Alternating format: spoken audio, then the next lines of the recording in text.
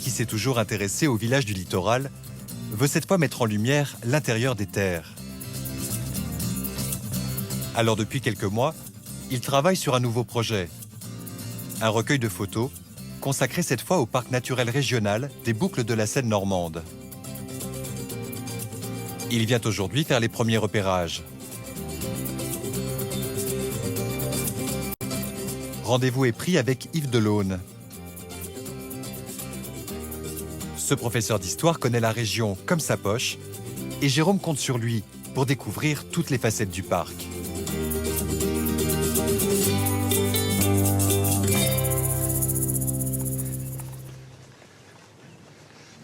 Ah oui, c'est sympa, il y a vraiment du relief. Ah d'accord, la Seine passe juste devant là. Exactement, elle passe au pied du coteau. Et tu vas voir, au fur et à mesure qu'on va aller vers l'ouest, les boucles se succèdent les unes les autres. D'accord. Et ça constitue des territoires absolument immenses.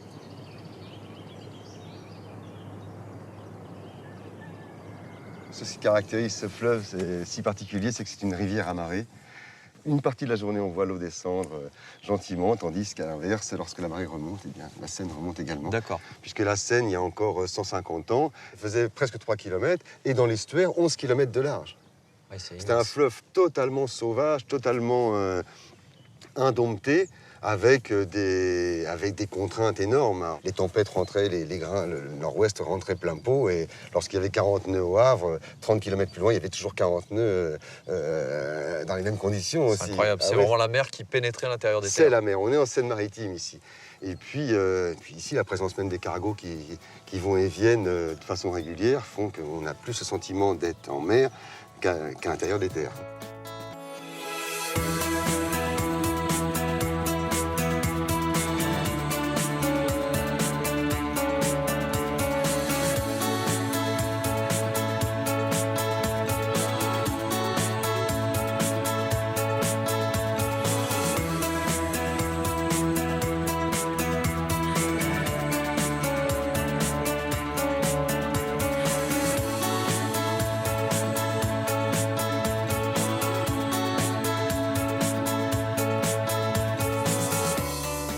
Le parc naturel régional des Boucles de la Seine normande couvre un territoire de 81 000 hectares où les villages rivalisent de charme.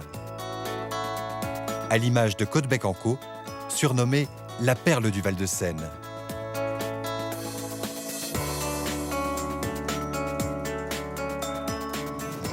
Ce qui va attirer mon regard, c'est les lignes graphiques, les couleurs.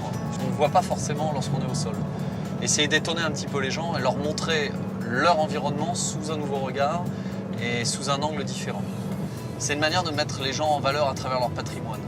Leur montrer que leur territoire est exceptionnel, c'est une manière de mettre en valeur les gens qui y vivent et les valoriser eux-mêmes.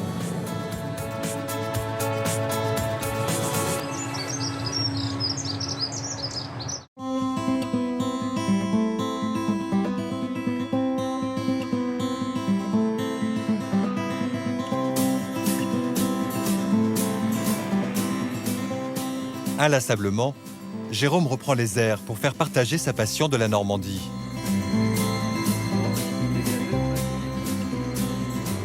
Au revoir Vieux-Port, je te quitte. Ah, la verticale, là, j'ai une vue exceptionnelle. Lumière douce du soir, c'est superbe. Le travail sur le parc naturel touche à sa fin, mais Jérôme réfléchit déjà à de nouveaux projets qui l'amèneront une fois encore au-dessus des villages normands.